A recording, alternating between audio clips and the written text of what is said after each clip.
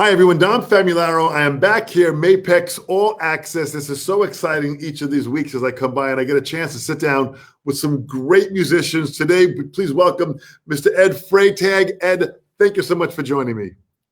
Great to be here, man. Looking forward to it. Absolutely. Boy, Ed, we go back. We were just talking about a clinic I did back in the early 80s that you attended. My gosh, when you think about that, all those years, like almost 40 years ago.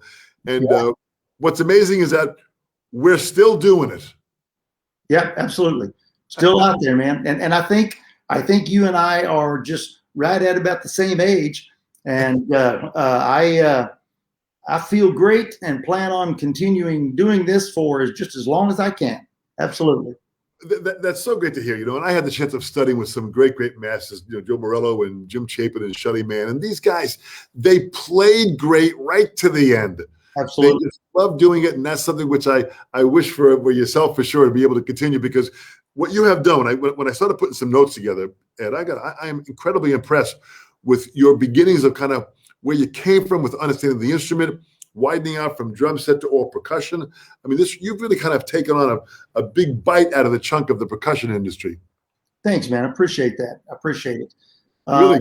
My first delving into percussion was just with drum set, and started out on drum set with had a really great early teacher, a guy named Henry Oxdale, who ended up teaching it at University of North Texas. North Texas State. Henry, I've met Henry many times. What a brilliant mind. Yes, good for you. Henry at the time was on faculty at the University of Tennessee at Chattanooga and was teaching in Cleveland, Tennessee. And I kind of got under his wing a little bit and got my first introduction to percussion techniques through him. And crazily, I was not a percussion major in college, as I mentioned to you a little early. I was a saxophone player. But I started playing drum set, and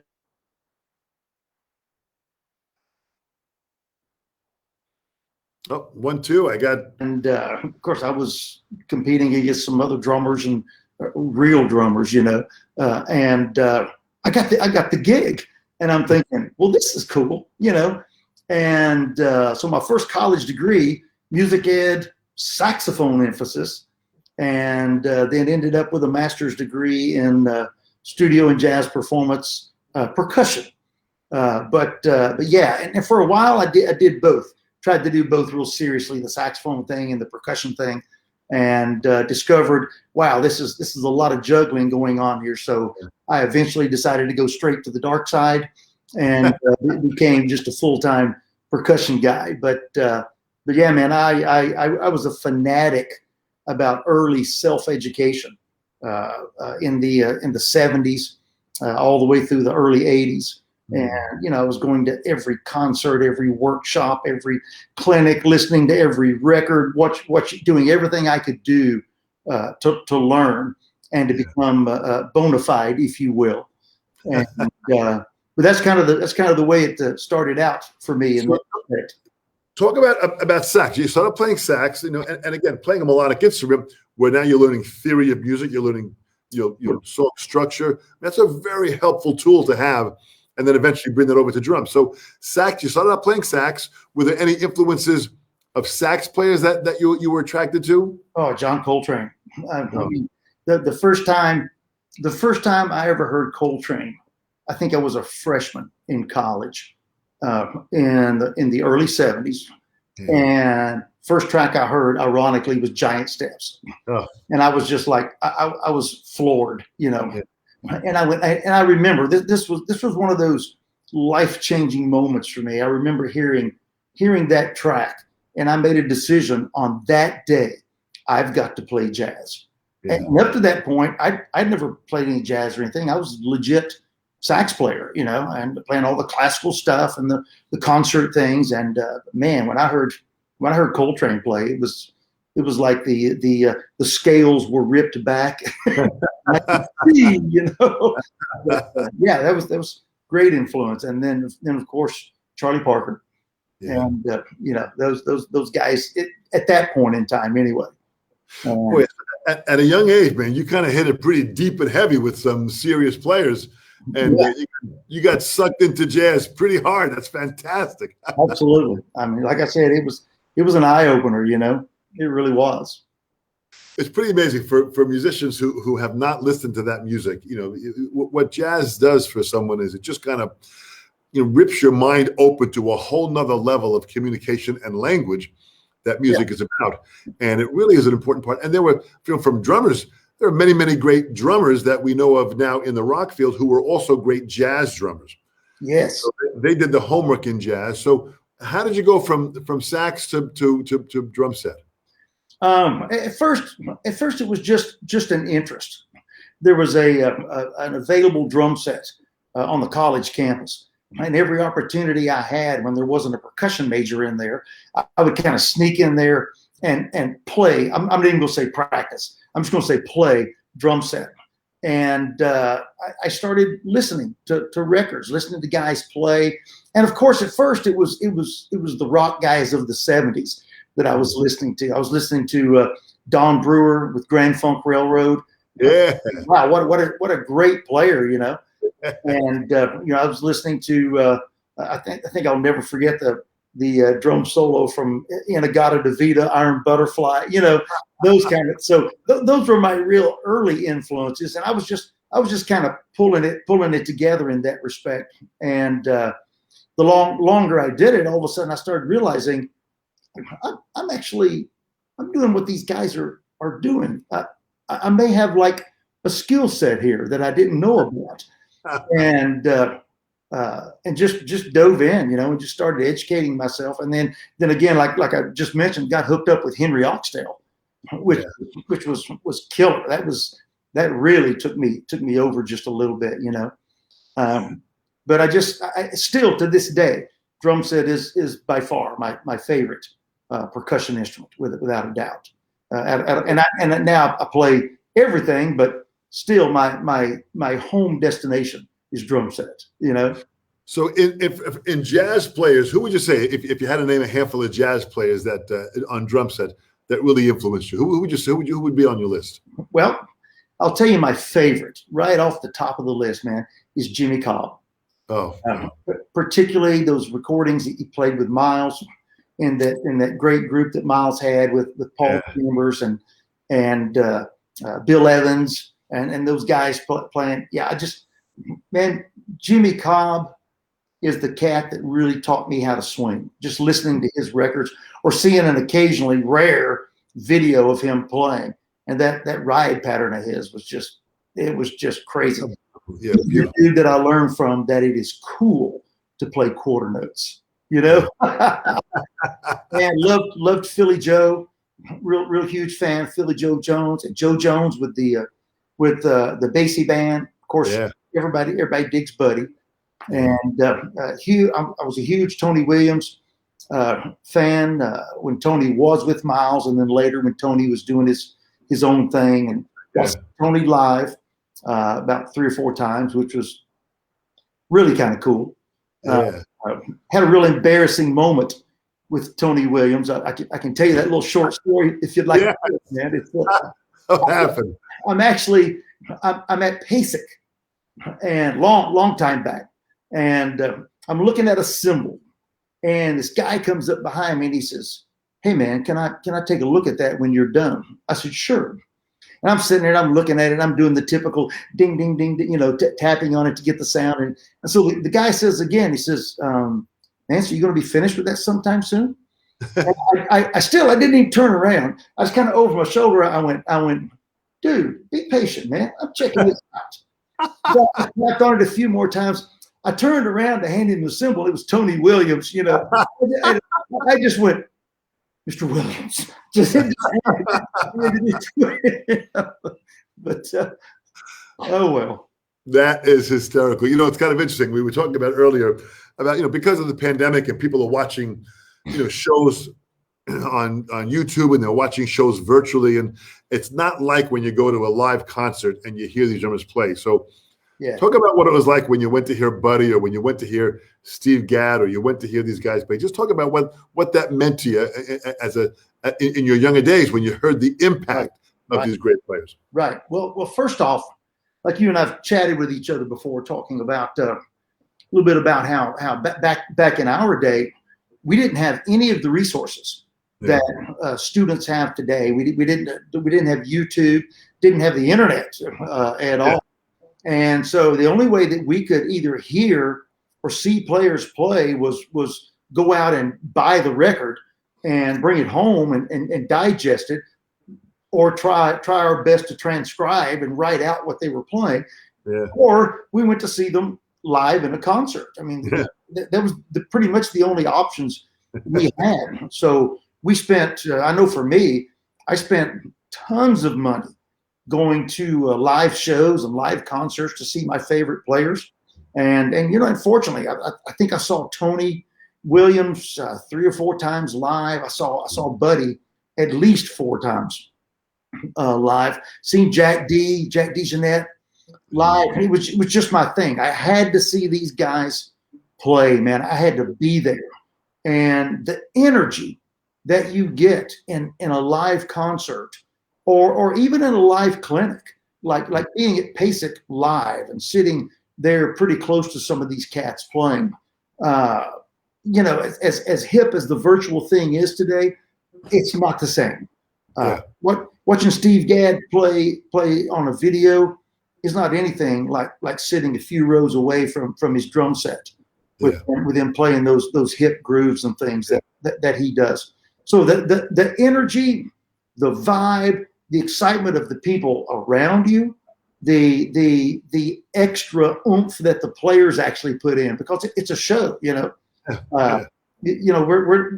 not going to get that virtually. So I'm hoping that as we move forward from the pandemic and things start becoming in person again, I hope that people will get back out there and really make those efforts to be at and in live shows, and not use the virtual as a crutch, so to speak.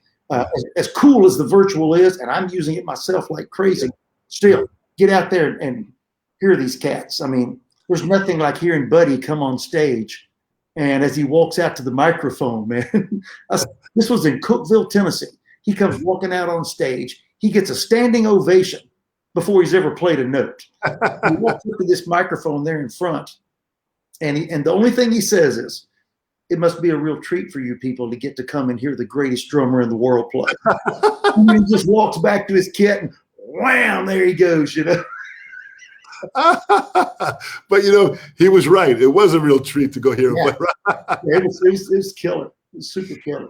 He was such a personality. He was such an interesting person. I had the wonderful opportunity of meeting him back in 1971 and knew him for the last 16, 17 years of his life. And it was just an incredible energy. But you're right. There was a characteristic that these people had that you cannot capture from your computer or from virtual. You have to experience them in the room. I mean, Philly Joe and Elvin, all these guys, and Tony, even going to hear Tony. I mean, when you went to hear him, it became like a religious experience. You walked out of there just holding your head, praising a higher power. Yeah, I saw Miles live 4 times. Yeah. And I was, I wouldn't trade those experiences for anything. And goodness, seeing Michael Brecker live, oh my gosh. Yeah, how amazing. Yeah, that was like seeing Coltrane reincarnated, man. Yeah. Well, it's amazing with all these players there. Then you went to the University of Tennessee in Chattanooga, and then also Knoxville, right? That's where you studied. Yeah, I finished up in Chattanooga in 1976. Actually started teaching in a high school program in Cleveland, Tennessee, at Cleveland High School. I was there from 1976 until 1989. Huge band program. We had, like, when I first got there were 309 kids, I think, in the band. Unbelievable. Yeah, and there were like 60 something percussion kids. It was phenomenal. Wow. And fortunately, I will say we really, the staff that was there were 4 full-time band directors on staff because the program was so large, and we really did some significant things. And I'm thrilled to say that we created a percussion program there that was second to none when it comes to high school programs. Those kids played everything from from great drumline stuff to great legit concert stuff, and a lot of kids from that program have gone on to be pro players. Anyway, the reason I'm telling you this is during that time, that tenure, I took a sabbatical and went to the University of Tennessee at Knoxville to do my master's degree in jazz studies there. With fortunately with legendary jazz educator Jerry Coker. Jerry Coker, he was my major professor. Oh, great guy, great player. Wow. And Donald Brown was there on the piano faculty from Art Blakey and the Jazz Messengers. Yeah. And my drum set teacher, who was Keith Brown, great player. Keith was a student of Ed Soth. Yes. And so I got a royal butt kicking from Keith for a couple of years, and boy, he is a hidden diamond in the rough up there a little bit. I mean that guy should be on the national level as a player. He's just phenomenal as a player and a teacher. But anyway, yeah, those are the 2 degree things I ended up with, masters in jazz and studio percussion performance. So you although drum set was a major focus, then how did you get involved in the other areas of percussion? I actually when I took the teaching job at Cleveland High School in the 70s, I took it as the percussion instructor, even though my emphasis at the time was not percussion. And ironically, the person's place that I was taking was Henry Oxdale. Henry was actually teaching at this high school. Interesting. And yeah, so I knew, wow, I've got a real standard to come up to here. So my first 4 years of teaching high school, I was learning as I was teaching. I was busting tail every single day to make sure that I was way ahead of the students, and basically self-taught myself through going to every clinic and workshop I could concerning marimba and all the concert instruments and things like that, and all the accessories and world percussion, and actually ended up playing in the Chattanooga Symphony. Wow. In the percussion section, and played some with the Knoxville Symphony from time to time, and do most of my work now I'm doing is actually as an auxiliary percussionist. I played with Aretha in 2012. Got to do several of her shows, along with our mutual friend, with Jeff Mulvihill. Jeff was on that gig with me. She used 2 percussionists on that gig. And so we were both back there doing everything from vibes to timpani, congas, you name it. We were playing it. Who was on drum set on that gig? Let me think. Myron Bell. Could have been, yeah. Is that correct? Yeah, that could have been very well. Well, you talk about a pocket, man.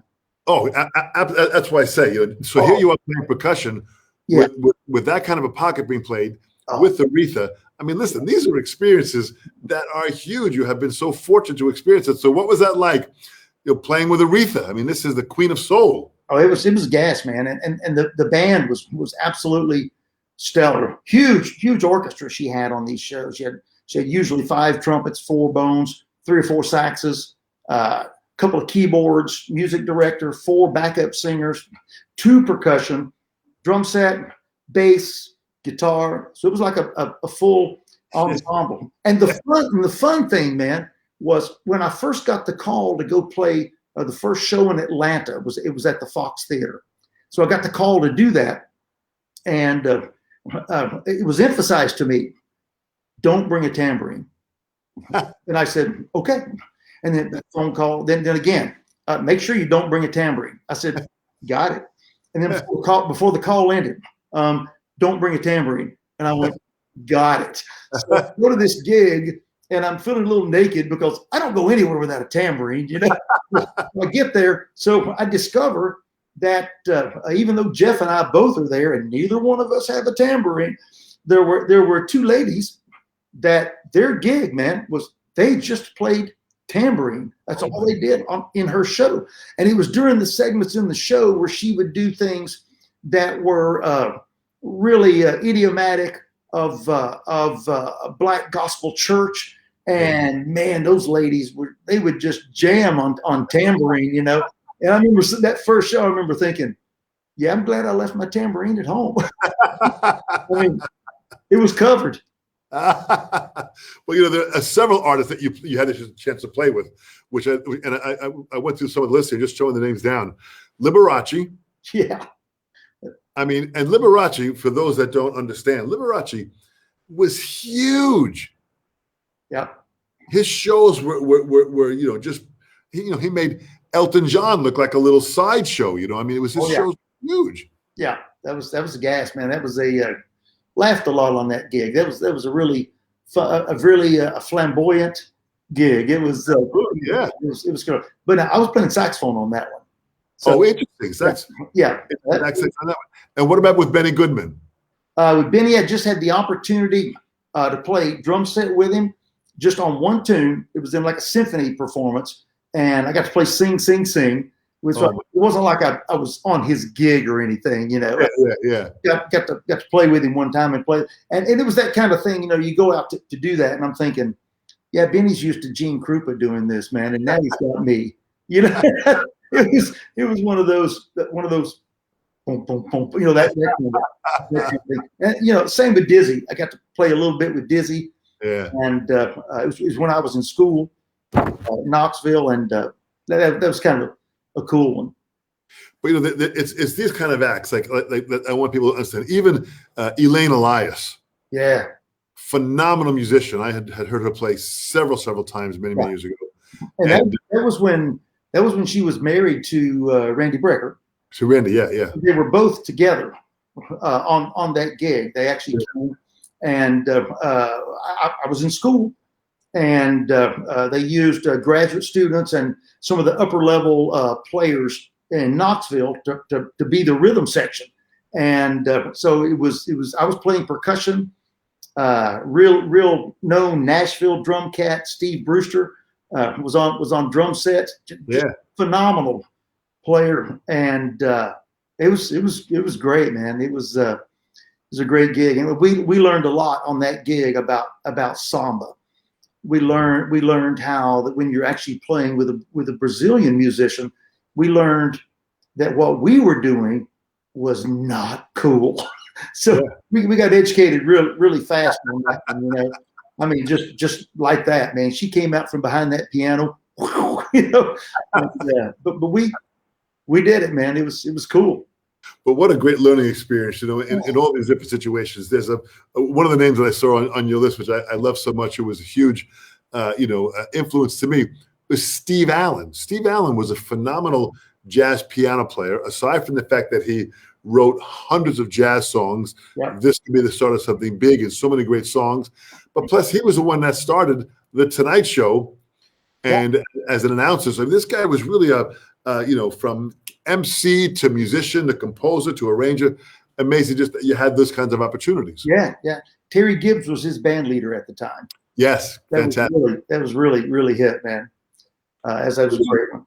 These are serious musicians that you've had the chance to play with in the course of your time. So now you're balancing between, you know, some symphony gigs and some jazz gigs and some kind of popish gigs and some soul gigs. You really have to have a wide variety of knowledge to be able to handle all of this. How did you prepare for all that? Well, one of my best steps to preparation is knowing what I can't do as well as what I can do. And so I've always been kind of careful about somebody calls me for a gig and I don't feel comfortable that I can go out and do an authentic job on that gig. I'll turn it down or pass it on to somebody else. You know, as much as I can play, you know, if you called me today and asked me to come out and play a speed metal gig, it's not gonna happen. It's just not. It's not in my vocabulary. You know? And I mean, who's going to want a 66-year-old bald-headed dude on? Anyway, but you understand what I'm saying. I get it, I'm with you. And but in that respect, as I kept working on various techniques and things, I just, you know, really just kept developing as a player. And but I discovered that if I've got something that I need to play on a gig, it may be kicking my butt, but I'm still that same guy that locks myself in the practice room and woodsheds it out, man, until it's ready to go, Yeah. and just to make sure that I'm ready to cover the scene. Boy, how fantastic! When you were studying, from a drumming standpoint, were there any specific books that you were working on? Were there a series of material that you were kind of being influenced by? I tell you what, man, there were 2 drum set books that I just lived in. One was the Jim Chapin book, The Advanced Techniques for the Modern Drummer. I think any of us that have ever played a note of jazz have been in that book. And the other one was the syncopation book. I think Ted Reed, is that Ted Reed? Ted Reed, correct, yeah. Ted Reed's syncopation book. Just taking those sticking exercises and splitting them between hands and feet and playing them in different styles, swing style, Latin style, to samba or whatever. Mm-hmm. And boy, those things would just tear your brain apart, Yeah. And but I'll be honest, man, a lot of what I did study wise was transcribing, taking what people did and writing that stuff out and woodshedding it until I could do it. I remember transcribing the drum solo at the beginning of Coltrane's Countdown. That little drum opening there, man. And I thought, yeah, I got to be able to play this. And I spent a lot of time woodshedding that thing, man, because it was like going about 350 or something like that. Crazy tempo. But the cool thing, with all that being said, I'm kind of getting at that place now where I get really excited about seeing my students get out there and achieve incredible things. So, sometimes more things than I do. I mean, I've got a lot of students that now play better than me, and I feel great about that. I'm the guy that pointed them in that direction and launched that for them, and it just thrills me. And I even tell students today, I say you have no idea how much it will thrill me if one day one of you guys comes out of here and you just play circles around me. I will be so proud of you. Yeah. And that's the teacher in me. But that's so great that you feel that, because that really is the high of teaching, is the fact that we can see the fact to a level that sometimes I can't even think about how great my students play. Like, my gosh, what an opportunity they've had with so much more information available to them. Absolutely. Than we ever had. Oh, by far. I mean, I look at today, and the only time I ever wish that I were younger is due to the access of information and the ability to learn things that we did not have available to us at our age. I would almost like to go back to about 20 years old and start all over again drumming with the information that's available now. Yeah. And I'm wondering what would I become in this second lifetime, Yeah. And that's not to say that I would be more or less, but I'm hoping with my work ethic, I'm hoping that I would be more, because I have way access to more, Yeah. But it's kind of interesting when you think about just the I always think of it as the fortunate opportunity that I had by being born in the 1950s and being able to experience in the 60s the beginning of the British invasion when that happened. Yeah. And then bebop jazz and all that was still kind of coming up, and then the fusion stuff with Mahavishnu, with Cobham, when that kind of hit, and then the bands in the 70s like Earth, Wind and Fire and Chicago, Blood, Sweat and Tears, those kind of horn bands that there was a time that we were able to kind of experience some pretty serious music in our time. Yeah, man, absolutely. And I'll be honest, I am so thankful that during the time that I was growing up, once I actually discovered jazz, which was in the early 70s, most of the real iconic players, they were all still alive, Yeah. and playing on a regular basis, and got to I remember how excited I would get when a brand new record would come out, man. I mean, that there's an experience that nobody gets today, is going to the record store and browsing, pulling out that big sleeve and reading the liner notes on the back, about the session and who was on the session and all that kind of stuff. And wow, it was so exciting. And and then a few of them would have listening stations. You go and you put the album on, you put your headphones on, and and get to do that. But yeah, man, I miss record stores. That was kind of cool. But what a great time that was. And it's interesting what information was on the liner notes and on the actual record. Who was playing, what tracks they played. It gave a little history about them. There was an exciting information that we got from the album, which unfortunately is not available to the younger generation, because there are many recordings. There are several different drummers on the recording, and you have no idea who they are.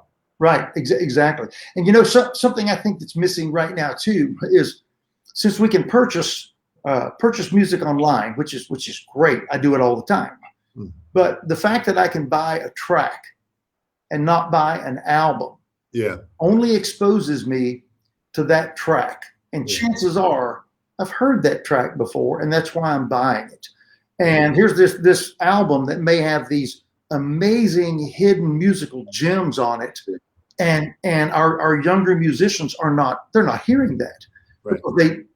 They don't get the album. And sometimes, man, I would buy an album of someone's based on something I had heard, and find out that some of the other stuff on the album was way better than what I had actually heard out on radio or whatever. And I miss that for our younger musicians.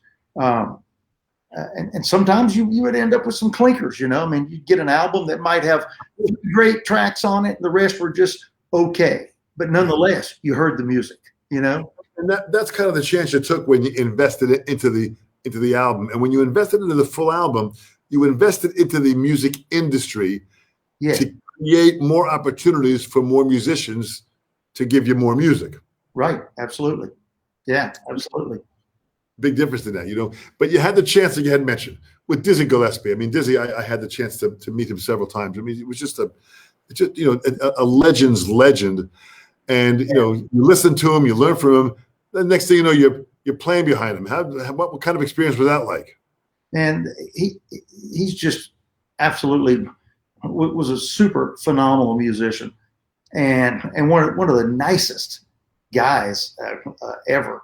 I found it interesting that when he was there, he was doing a master class for all of the university students, and he was asked the question, what does it feel like to be known as the father of modern jazz?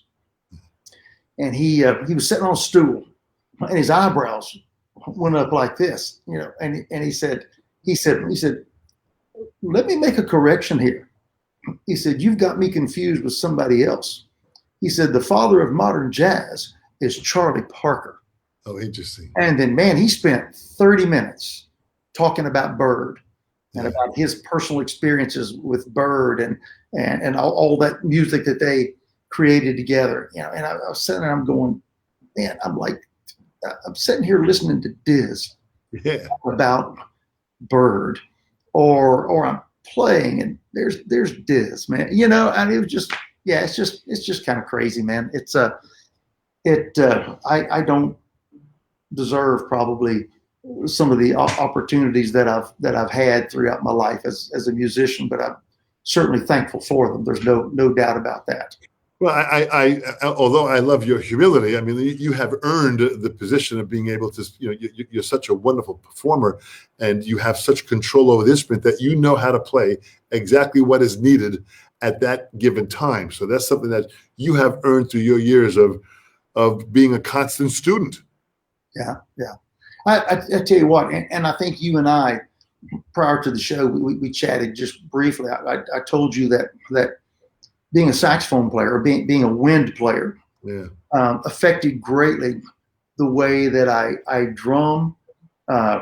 Even playing keyboard. If I'm playing marimba or something, I catch myself breathing with the phrases, and I naturally crescendo and decrescendo things that if I were playing a horn would naturally crescendo and decrescendo.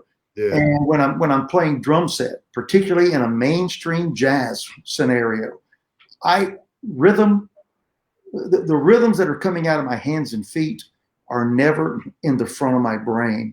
I'm thinking melodically. I'm thinking, what's this soloist saying to me?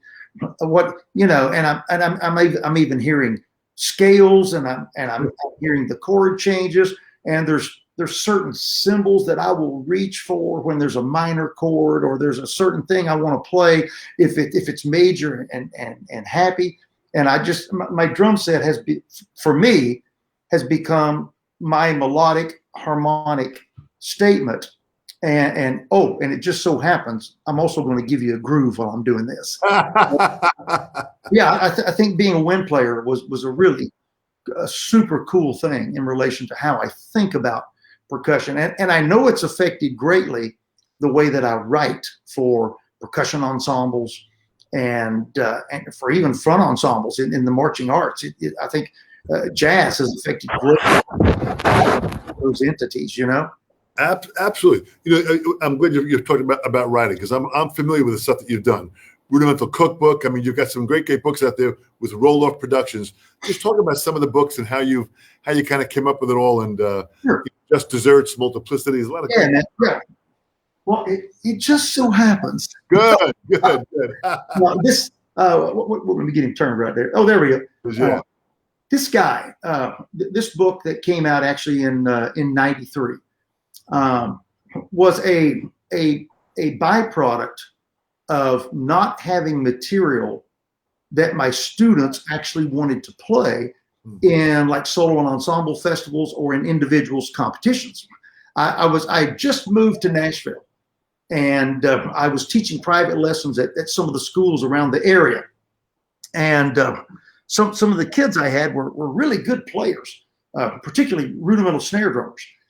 And some of those kids, they said, "Hey, Mr. Freytag said, we want to play in this individuals competition over here, and we want to play some solos that are characteristic of what's happening in drum corps right now today." Yeah. And I said, "Cool." I said, "Let me see what I can find for you." So I started searching, and I found practically almost nothing that was representative of what was happening right then. And don't get me wrong, there was some great material. I mean, John Pratt's book, just, oh my gosh, what an amazing, what an amazing text. And Charlie Wilcoxon's book. Yeah. And there were a couple of things during that time period that were some real small collections of some solos and things. But I really didn't find what my kids were looking for. So I just thought, well, I'll just write them some solos. Right. Well, I wrote 5 solos for these kids, and they took it to like a local regional solo and ensemble festival, and they scored really well with them. And they came back, and I said, so did you guys have a great experience? They said, "Oh, Mr. Freytag said all the judges were asking us, where did you guys get these solos?" And they said, "Well, our teacher wrote them for us." And I remember right after that happened, this light bulb thing went off, and I went, there's a gap in the rudimental literature world right now. The gap needs to be filled. Nobody's filling it. And there were way more qualified people out there to do it than me, but I thought, it's not there. I'll do it. Good. So those 5 solos are actually right in the middle of the Rudimental Cookbook as medium level solos, and I built the rest of the book around it. And of course, the book goes from stuff that a beginner can play up to a royal rear end kicking for even college students, And I was, and at first I did this so that I could teach my private kids out of this. That's really why I put it together. And went to Kinko's, got it bound up. 100 copies, and sold a few of them here and there. And I just started writing a little bit for Roll-Off Productions for Chris Brooks and Chris Crockerell, two amazing guys, man. Yes. And I took this Kinko's Bound book to them. I said, guys, I got something here that you might be interested in. And I'll never forget, man. And Chris Crockerell, he's going to slap me tomorrow for saying this, I guarantee it. But Chris looked at me and he said, man, we don't do books. And I said, okay. So I said, tell you what, let me leave you a copy. Just check it out and see what you think.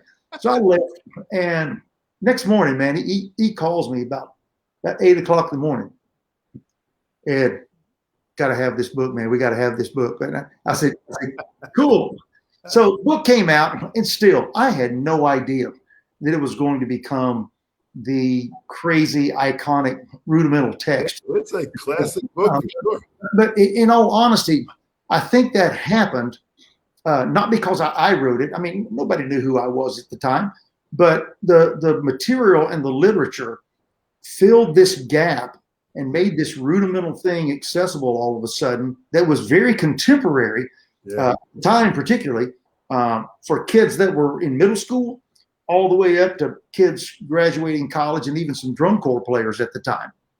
And still, I mean, the book seems to be just as relevant today as it was then, you know. And I use it all the time, and I package it with, you know, Pratt's 14 Modern Contest solos, Will Coxon's 150 solos, and of course the Rudimental Cookbook. It's a very, very important part to have in that trilogy of information that's going to get someone's reading together, it's going to get their hands together, and it's going to make them think differently.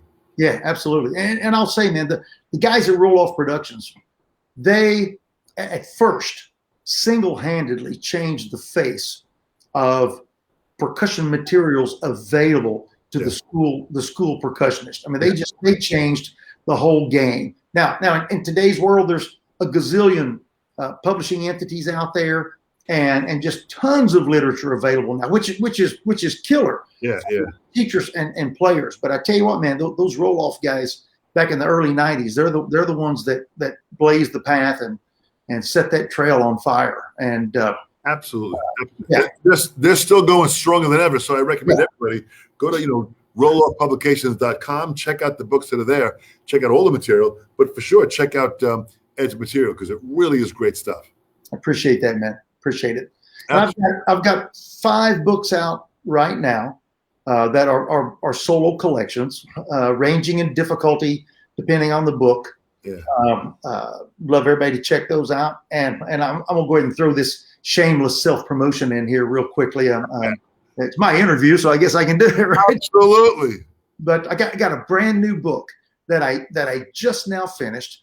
It's 176 pages. Wow.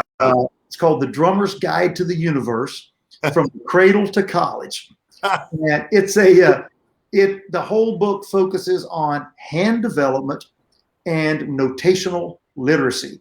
Wow. And it's all about drumming. I mean, it doesn't delve into playing keyboard or timpani or anything. It's just about drumming. And I'm not even going to say snare drum or drum set or whatever.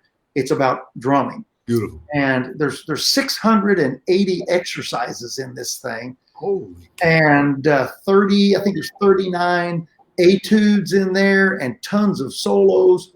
And I am more proud of this book, I think, than anything I've written.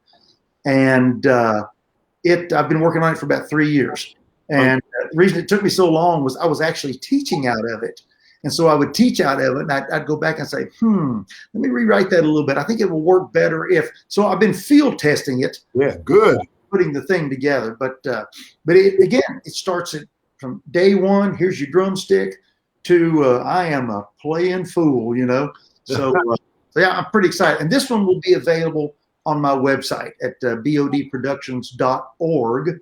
It's going to be, I'm self-publishing this one, and it will be on there, available very soon. It's on its way to the printer as we speak.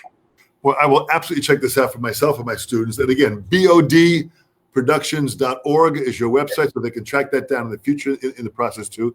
And plus, you've got tons of educational videos that you have on your YouTube channel that you're putting out, which is fantastic. Thank you. I appreciate that. I just started a new series on there called Cool Grooves. Yeah. And there's little short snippets. I mean, there's not, I think the longest one right now is just a little bit under 2 minutes. Beautiful. And it's basically, I come on and I say, hey, here's a groove that I love to use in this scenario. Yeah. And it works great. And then I demonstrate the groove.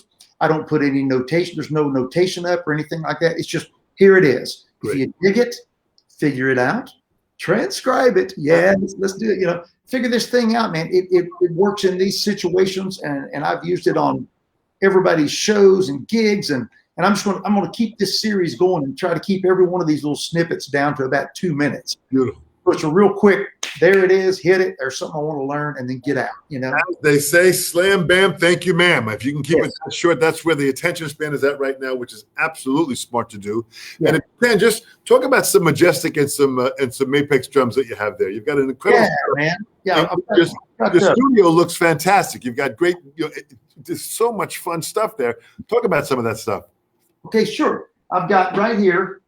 This is the new Majestic Prophonic concert field drums, 14 by 12. This is the anniversary edition. There's a limited number made on this one, and fortunately, I was happy enough to get one of these guys.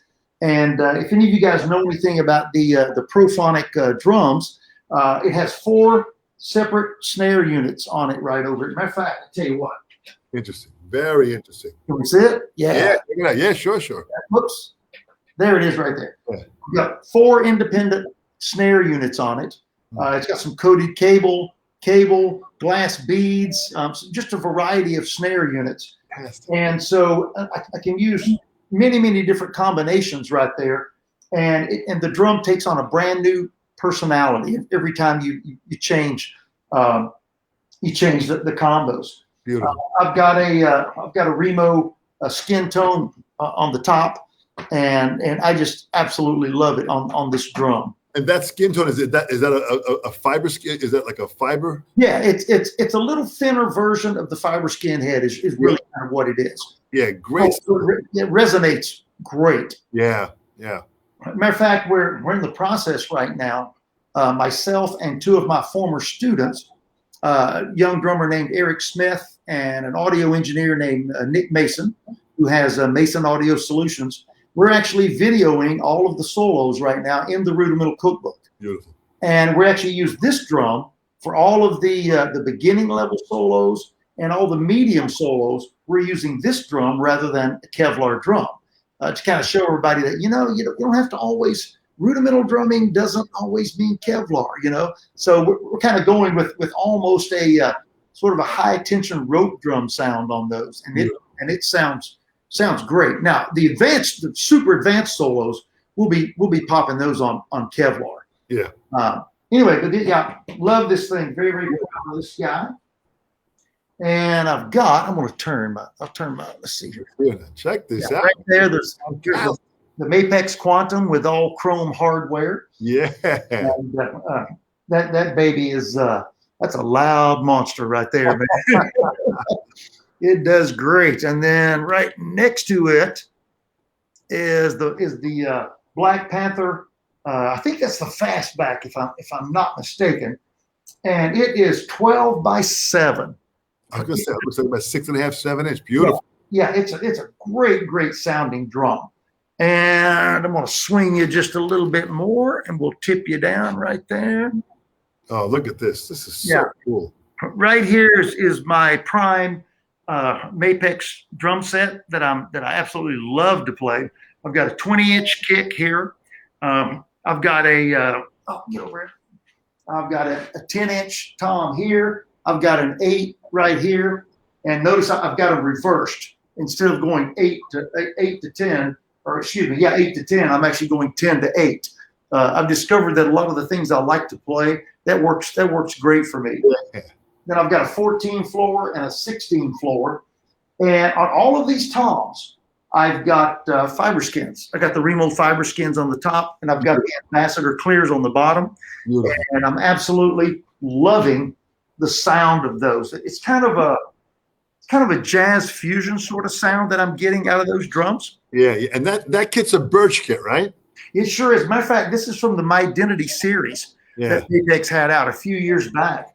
And even though it's not top of the line drum, I got them in birch shells, and everybody that plays these things, man, says those things sound fantastic. And that kit drum right there will knock you down. No kidding. And I've got the Velvetone Black Panther snare back there, man. That thing sounds great. All CD plates in the room. That is, boy, what a great room. What a great setup. And listen, the Black Panther snare drums, all of them have individual personalities that are amazing to hear, and just go down the whole process. And I want to see if I can take one question here that we have here. Sure. And we got a question from a wonderful drummer, Carlos Goodman, who lives down in Miami. He's a fantastic player himself. And we've got people all around the world listening. Bruno Musis from Antwerp, Belgium. He's joined us here.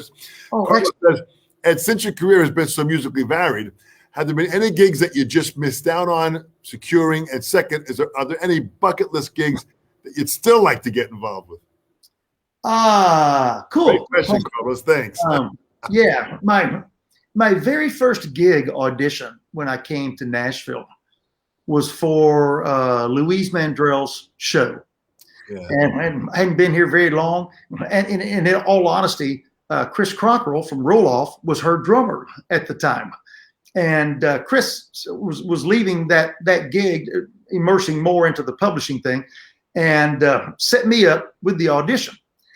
So I'm sitting there thinking, yeah, I got this, man. Because they sent me a packet of materials, charts, and all this kind of business. You know, I just worked up the charts and went in to play the gig or to do the audition. So the whole road band was there for the audition. So I go in, I'm playing down all the charts. And so the band leader asked me, said, do you read? And I kind of looked at him and I said, yes. I said, that's what I'm doing for you. I said, I'm reading the charts. And he said, oh, cool. He said, well, I said, a lot of players just work it up from the tape and come in and play the tunes down. I said, okay, cool. He said, well, do you mind sight reading something for us? And I said, no problem. I thought, yeah, I'm going to nail this. So he comes over and he puts a piece of notebook paper on my stand. And I'm looking at this piece of notebook paper and I'm going, I read music. What is this? It was the number system. It was a Nashville numbering system. And of course, not being from Nashville, I just moved here from Miami and played jazz. And I went, I didn't have a clue, man. I mean, I had all those. Of course, now, yeah, man. Anyway, so I looked at him and I said, not a clue, man. And he said, well, do your best. I said, okay. So he counts the tune in and band starts playing. I'm playing in 4, band's in 3. There was no time signature, you know. There was 3 little dots in the upper left-hand corner. Oh my gosh. I missed that. And here we go. I'm drumming. And finally I figured out it's in 3. So I'll start playing in 3. And then we come to this measure. It's got a big diamond right there, man, you know, and I didn't know at the time that diamond, that's a fermata. That's a break. I just plowed. So needless to say, it was an absolute train wreck. And I just, packed up my stuff and said, thank you very much. So I went out of there, and I'm that guy that I go, yeah, that'll never happen again. So I instantly, man, went and got resources, and my, I didn't do anything in the country part of the industry until I knew that Nashville numbering system upside down and backwards, Boy, what a whole different language, right? Oh, dude, yeah, it was kind of crazy, and yeah, a bucket list gig that I would probably honestly say I'm probably not qualified for, but I would still love to play would be with Carlos Santana at some point in time. Wow, what I have been a fan of Carlos Santana since I was in high school. And heard on the radio the very first time, man, sitting in my car, I heard Black Magic Woman and Gypsy Queen. And even though I wasn't even drumming then, it greatly affected me, Yeah. And I think Carlos is absolutely and incredible, absolutely incredible. Boy, he really has been such a serious, sincere musician to Yes. the passion of music, of the emotion of bringing music out to such a higher level spiritually, and he pulls this off every freaking note he plays. Yeah, yeah. And man, what rhythm sections? Oh my gosh, man! And now with his wife Cindy Blackman Santana playing with him, it's a whole other level because she kind of brings this jazz element. She's a real Tony student, Williams student, and it's just really kind of bringing out a whole another area of Carlos. So, boy, fantastic! That's for sure a bucket list, and that's one of my bucket lists too. Boy, fantastic. And this is so great to have this time with you. I want to let everyone know it's bodproductions.org, which is I want everyone to go to his website, check it out. There'll be the new product, the new book, that you'll be having out there. That'll be available too on the website. Edward Freytag on YouTube channel, and also the same thing on Facebook. Ed's the full name. So everyone go there and check it out. Check out the information and go to Roloff and pick up all of his books. He's got some great stuff that's available that I still use and love, Ed, for sure. Thank you. Appreciate it, man. Thanks so much for joining me, Ed. This is so great to have this time together. I hope that the next time I see you is not 40 years later from when I first saw you back in the early 80s. I hope. I've seen you a couple of times at PASICS, and just either I was in conversation with somebody or you were in conversation with, and we never actually connected up, but that's crazy. We'll do it again. Next PASIC, I'll come down there. I'm going to make a stop by at the Roloff booth and see all the guys there. They're funny guys. They're always dressed in different outfits that are absolutely hysterical with those two guys. Yeah, those guys are best, man. Great guys. So thank you so much. You have been fantastic. Mapex All Access. This is great to have you here, Ed. I wish you safe travels. Stay well, stay safe, and hopefully we'll touch base in the near future. Thanks, man. Thanks so much. All right. Bye-bye.